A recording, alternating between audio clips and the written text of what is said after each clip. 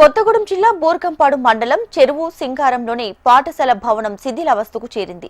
పైకప్పు పెచ్చులు ఊడి పడుతుండటంతో విద్యార్థులు తల్లిదండ్రులు తీవ్ర భయాందోళనకు గురయ్యారు. ముసలంమడుగు గ్రామ పంచాయతీ పరిధిలోని ఈ పాఠశాలలో విద్యార్థులు చదువుకునేటప్పుడు ఎప్పుడు పెచ్చులు ఊడిపడతాయోనని భయపడుతున్నారు.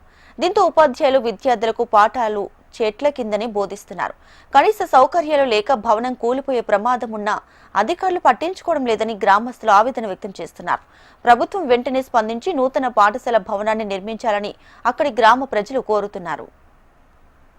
స్కూల్ పరిస్థితి ఇది సార్, మొత్తం పెచ్చలు ఊడిపోతుంది, కూలిపోయింది సార్. పిల్లల పరిస్థితి ఏం అర్థం కావట్లేదు సార్. అక్కడ కూర్చోబెట్టాము, అది ఒకవేళ కూలిపోతే పిల్లల ప్రాణాలు ఎవరిస్తారు సార్? ఎన్నిసార్లు అధికారుల దృష్టికి తీసుకెళ్ళినా ఎవరు పట్టించుకోవట్లేదు సార్. ఈ రోజు 2 సార్లు వచ్చారు, అంగన్వాడి దగ్గర పోయారు. ఆగండమ్మ చూస్తాం అనే వాళ్ళే కానీ ఎవరు పట్టించుకోవట్లేదు సార్.